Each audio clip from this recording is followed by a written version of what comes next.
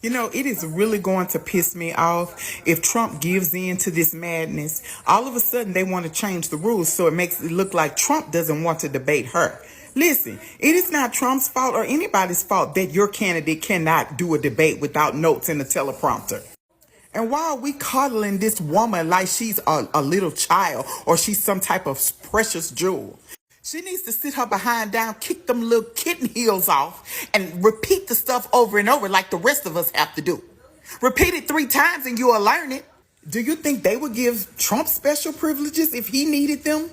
Absolutely not. He did the stupid thing with Biden. He doesn't need to do it with Koala. Koala needs to figure out how to talk without paper.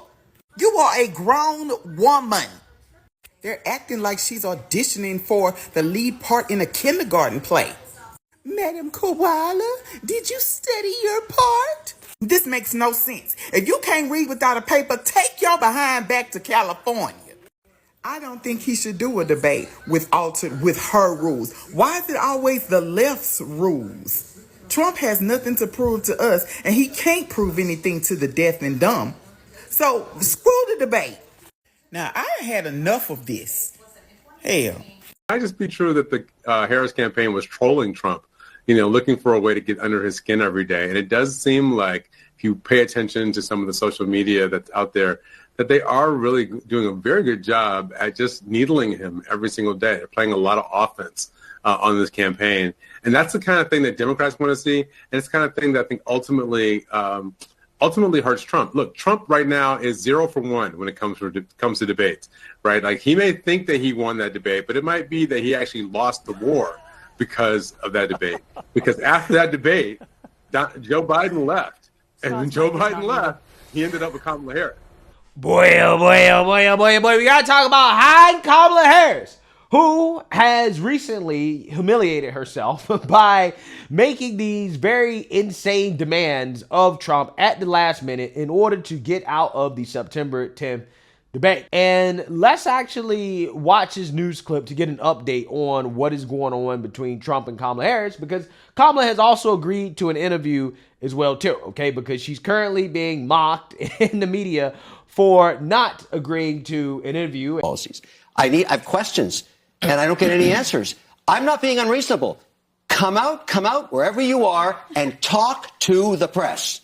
Yeah, I mean, that's well said, Emily. If I'm President Trump and I'm watching this, I'm looking at someone trying to script their way to the presidency, to your point, and then I turn on ABC, who I'm expecting to be fair to me, and I see John Carl acting as a surrogate. He is a surrogate for the Kamala Harris campaign, the way he was so hostile to Tom Cotton, and I'm supposed to walk in and think you're going to be fair to me?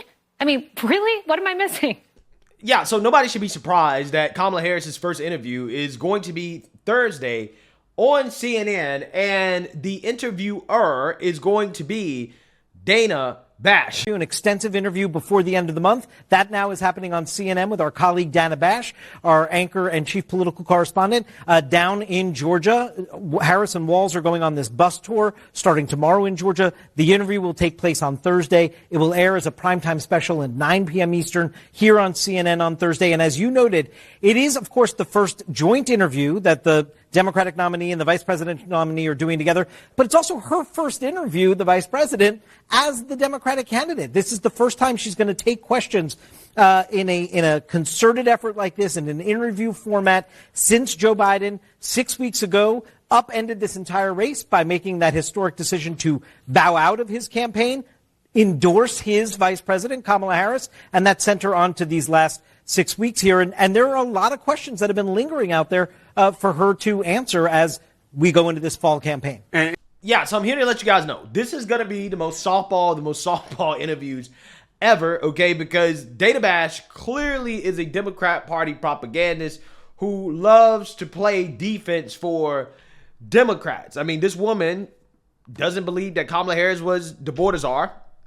She also wants to blame Trump for Biden's Afghanistan withdrawal disaster, in which Biden said that Kamala Harris was the last person in the room, right? Kamala was the last person in the room when he made that disastrous decision. But according to Dana Bash, it's Trump's fault. Harris was put in charge, as you said earlier, of combating the roots of immigration. She was not and is not the borders czar. And the Biden administration did task Vice President Kamala Harris with the issue of migrant crossings, naming her the so-called border czar. Look, unfortunately for America, the court isn't necessarily wrong that this is the way the framers wanted it to be. They wanted Congress, the people who are closest to their constituents, to be able to make the rules of the laws. You well know the Trump administration negotiated the withdrawal agreement from Afghanistan with the Taliban and the State Department. A conditional agreement, and he left Bagram Air Base. He left 2,500 troops. His advisors came to him and said, the Taliban haven't lived up to it. And he said, fine, deal's off. So how is it that the Democrats can back away from the Iran deal, from the border, from Keystone XL, can turn the page on literally dozens of Trump policies, but yet they're going to convince us that they were somehow handcuffed with a Doha agreement that Trump himself said the Taliban didn't live up to? It's a bunch of BS, and they know it. And to not acknowledge that is a slap in the face to the veterans and the Gold Star families. And they're the ones that have gone after political opponents. There's no evidence that Joe Biden has gone after political opponents. Yeah, so not only is Kamala Harris getting a major handicap by having an in-house propagandist do her first interview, but also on top of that, she has Tim Walz. He's going to be there with her as well, too, and the interview is not going to be live. Right, so it's going to be pre-recorded with Dana Bash, right, who's not going to ask her one hard question. She's not going to press Kamala Harris at all, and she needs Tim Walz to be there, and it can't be live. This is humiliating. It really is. Is the line now going to be, well, why isn't she doing it by herself? Yeah, I do think people are going to bring that up. Look, I have great confidence in Dana and CNN to do this. I think it's incredibly weak sauce to show up with your running mate. The fact that they don't have enough confidence in her to let her sit herself, the actual top of the ticket, and do a single interview. In fact, I think the hand-wringing and the gyrations over this over the last month show a troubling lack of confidence in her political ability, which also makes you wonder as a voter, well, what kind of president would you be if this kind of a small-time decision, can we do an interview or not, what does that look like for your decision-making process, so on? So, I think Republicans are going to think it's pretty weak to show up with effectively someone to take up half the time. But according to Democrats, that's okay because only the mainstream liberal media is worried about Kamala Harris doing an interview. Apparently, liberals are not concerned about learning what Kamala Harris believes or about her policies. They don't really care about that. I believe this is only an insider conversation. Obviously, those in the media may want to see her do an interview, and insiders are talking about her sitting down to do an interview. But I can tell you, in the hundreds of people that I've talked to about this campaign, not one person has mentioned having a care about whether or not she sits down to do an interview. And I do believe that will happen in due time. But what we have seen from Kamala Harris, what we saw during the convention last week, was someone who's very much in command, someone who is ready to lead, someone who's been leading. And I just want to remind people the Biden-Harris administration came in after a global pandemic where the entire world was in chaos. So Bidenomics have been working. Kamala Harris is taking that one step further to tell you what her plan will be. When she debates Donald Trump, she'll have an opportunity, if he shows up, to lay out even more of her plans and be able to take him head on. And the entire world will get a chance to see where they both stand. Yeah, amazing. Right? I'm not sure if there's enough money in the world that you could pay me to lie the way that Democrats lie on television, right? That level of gaslighting, it makes me believe that you're actually a bad person, right? You have to be a bad person to lie like that to the American people. But, hey, a part of being a Democrat nowadays means that you have to sell your soul. And this is why you have former Democrats like Tulsi Gabbard and RFK moving away from the Democrat Party, right? Because they're like, hey, I can't sell my soul for that party. So who is running the country? And I saw, who was it? Some Hollywood celebrity today came out and said, it doesn't matter if she doesn't give an interview, and it doesn't matter if she doesn't articulate her platform. She just has to win. And I thought, that is voting for an oligarchy. That's because we don't know who's running the country right now. It's obviously somebody or a group of people. They have an agenda. None of us have voted for those people. We don't even know who it is. We're an oligarchy. Right.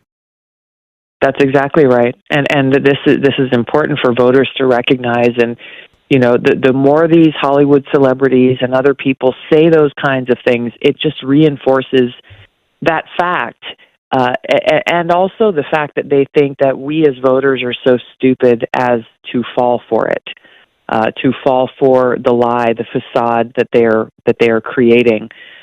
Yes, it is Tony Blinken who has turned the State Department, which is supposed to be the department that's responsible for diplomacy and preventing war, into what is essentially a war department.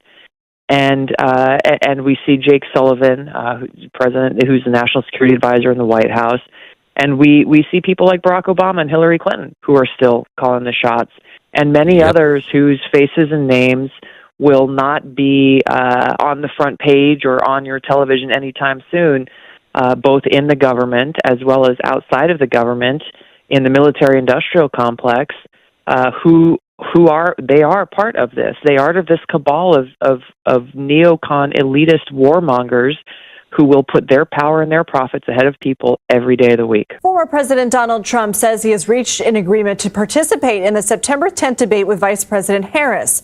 In a post on Truth Social, Trump said the debate will take place on ABC News and said the format will follow the same rules as the last CNN debate. CBS News has reached out to the Harris-Walz campaign but has not yet heard back. Let's bring in Olivia Rinaldi for more. So, Olivia, still unclear. Are we any closer to knowing what's happening with the issue of the mic and whether it will be muted? Yeah, Lindsay, there's been a lot of back and forth about this debate. Will they, won't they? What does it look like? We're getting a little bit more clarification from this Truth Social post that Donald Trump just put out. You read a few things. I do want to note that he also said the rules will be the same as the CNN debate. And at the CNN debate, that is where they had the mics muted when a candidate was not speaking, or perhaps when the question had gone to someone else. So if the rules are the same, we anticipate that that is something that will be continuing on in this debate. Trump also said the debate will be stand up, meaning the candidates will be standing, not sitting, and they will not be able to bring notes or, quote, cheat sheets. So all of these things pretty similar to the CNN debate that we saw back in June between former President Donald Trump and President Biden. Of course, this is going to be the first time that Vice President Harris and former President Donald Trump will be sitting down together for a debate. And we do know that this will be happening on September 10th in Philadelphia. Now, as you mentioned, we are out to the Harris campaign to make sure that all of these issues with mics and standing and notes are kaput, that they're done, that they've agreed on them, and that we can move forward and decide whether or not this debate is actually going to happen or not. But of course, we'll be watching for any more developments that could happen with this. Yeah, Yeah, so think about how humiliating this is, right? The fact that Kamala Harris is requesting not only to change the rules at the last minute, but the actual rules that she won't change. She wants them to be sitting down. I'm not entirely sure, right? Maybe Trump towering over her is some image that she doesn't want because Trump is going to look stronger than she will standing next to him on stage. Kind of like how Trump looked standing next to Hillary Clinton, right? Clearly Trump looked stronger, okay? He looked like the better leader. So maybe she doesn't want that. She also wants cheat sheets and note cards and opening statements. Again, why does she want that, right? Well, the reason why she wants that is because she cannot speak. She cannot articulate herself without a teleprompter, right? And here's the thing. The fact that she's not doing anything, okay, in regards to getting that back and forth with the press and with people who are actively challenging her, that means that she's probably going to come into this debate very, very, very rusty, okay? So this whole, well, let me not talk to the media, let me hide like Joe Biden strategy could backfire in multiple ways. Now, Democrats, the liberals might not care if Kamala does an interview or not. They might not even care if she completely bombs the debate, which is likely to happen at this point. But hopefully there are enough people in this country that do care, right? That are like, you know what? I'm not sure if I want to vote for somebody who has shown that she can't even stand up to the media, right? How is she supposed to stand up to Putin when she can't stand up to the media, right? If she can't talk to the media, how is she supposed to talk to Putin? How is she supposed to talk to Xi Jinping or Kim Jong-un? Like, how is she supposed to do the job as commander-in-chief where she's going to be getting pushback every single day. Okay, people are going to be disagreeing with you every single day. You're going to be challenged every single day. If you can't be challenged every single day, the same way that Trump can be challenged every single day, because best believe Trump is challenged every single day. Okay, he has to push back and to hold his own every single day. If Kamala can't do that, then why should she be commander-in-chief? Now, we lived in a sane country. This election would be close, right? Kamala Harris would be losing by double digits. I mean, who knows? Maybe she is. I don't know. Okay. Nobody can really believe the polls at this point. But I'm just saying, like, if we lived in a normal country, she should be getting blown out right now. Okay. Because the American people should be like, no, you're not going to disrespect us like this. But hey, like I said, liberals apparently like being disrespected, right? It could be a fetish at this point, right? I'm just saying, especially for liberal men, because liberal men just get disrespected all the time, which is why they're liberal, okay? But anyways, so with that being said, Trump, his statement here is interesting because he's saying, listen, I have agreed to the same debate rules that we had with Joe Biden, and Kamala Harris has not agreed to a Fox News debate or an NBC debate, right? He basically is implying that the Kamala campaign has agreed to those set of rules. Although they have come out and basically said, no, we don't actually really agree to this. Okay. We don't accept it. We still want there to be hot mics. Okay. Now, at some point, Kamala's going to have to accept, right? I like what Trump is doing because I'm like, you know what? Even if Trump prefers to debate with the hot mic, with the mic on, at this point, it's just principle, right? It's about the fact that they're trying to change the rules at the last minute, and you can't keep changing rules to capitulate to Kamala Harris, right? Why is she getting this special treatment, right? Like she's the boss and that she calls all the shots. No, she doesn't call all the shots.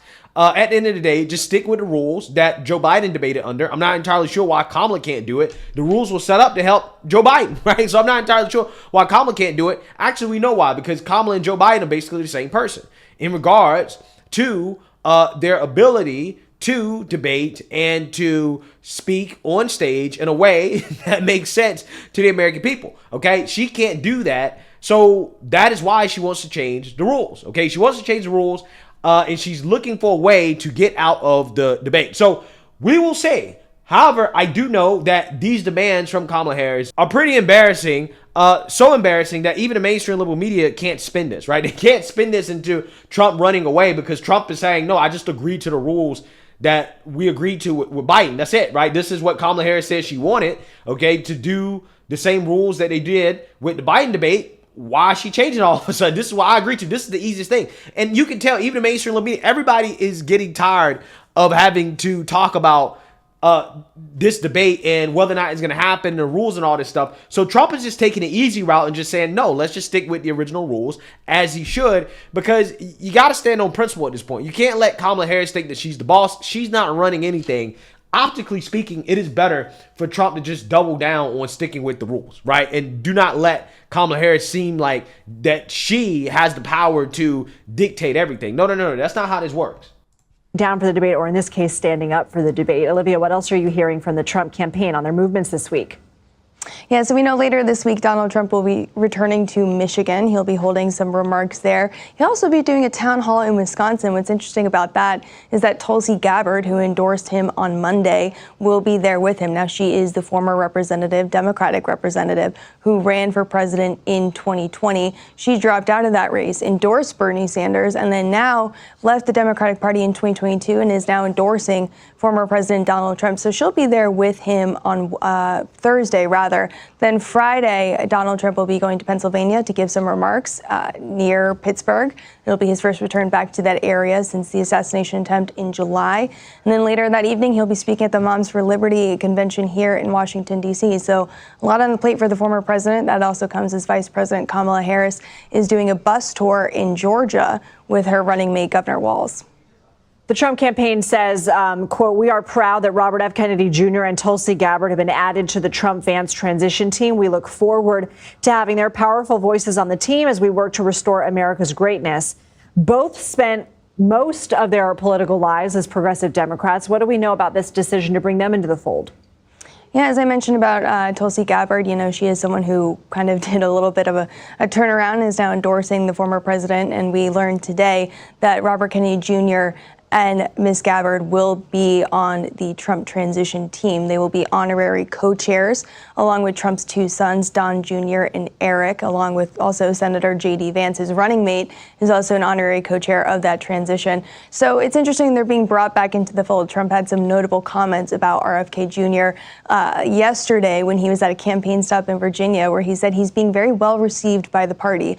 That was notable. That perked my interest, quite frankly, hearing how he said RFK is being received by his base and by Republicans. So it was only natural for Trump to then bring him on in some capacity. What I'll be watching for, though, is to see if RFK will join him on the campaign trail again. You can see them there in Glendale, Arizona, but I'm curious if they will be joined any other time throughout this campaign. That'd be quite notable. And you'll be seeing Trump later this week with Ms. Gabbard in Wisconsin. Yeah, so this is pretty wild, okay? And the reason why I say that is because we're witnessing a historical ideological realignment among the political parties, okay? Notice how Trump's transition team is made up of his sons, J.D. Vance, RFK, and Tulsi Gabbard, right? He immediately brought on Tulsi and RFK, which is fascinating because they're basically former Democrats. And they're now on the Trump transition team. They're going to be helping pick who's going to be in the Trump administration. Notice how there are no neocons on the team, and there are no kind of like traditional Republicans on the team. It's actually fascinating, right? It's almost as if Trump is saying, you know what, let me actually lean more into the new right, okay, which is more populist. And it's become super obvious that Trump is like slowly but surely like rejecting the establishment Republicans, right? Like he's rejecting that part of the party because, as he admitted in an interview, he made a mistake trusting them to pick people to help run the country. And this is part of the reason why he failed to drain the swamp. But this time around, it seems like he's dead serious, right? Because he's putting people in his closest circle that are people who want to drain the swamp, all right? That is like their whole brand, okay, is anti-establishment, right? He's truly embracing it. And again, it's not just in lip service. Like, he's actually doing the things that somebody who is anti-establishment would do, which is to form coalitions, even with people who are on the left. That, hey, we all agree on this, right? Okay, we all agree on these things. Let's get it done, right? Let's focus on these things in the next administration that we agree on because it's important, right? He understands that the establishment, I mean, these people are evil, right? They're out to get him, and he can't trust them. So, again, he's bringing on other people, okay, who are also anti-establishment, who are pissed off at the establishment, and it's almost like watching the Justice League, right, or the Avengers, right? I mean, all these people are coming together from across the political spectrum to join forces and to take down the radical left. And this is the type of stuff that makes me really excited about the next Trump administration. I have a lot of confidence that it is going to be radically different, and it's going to be a lot more effective than his first administration, which again is something to be extremely excited about because I think he did a decent job his first time around, even with the ignorance going into the office that, again, he admitted that he had, but he made the best out of it and he learned from it. And that's what life is about. It's about learning from our mistakes and getting better. So let me know what you guys think. Make sure you like, comment, and subscribe. Most importantly, share a Black conservative perspective. Peace.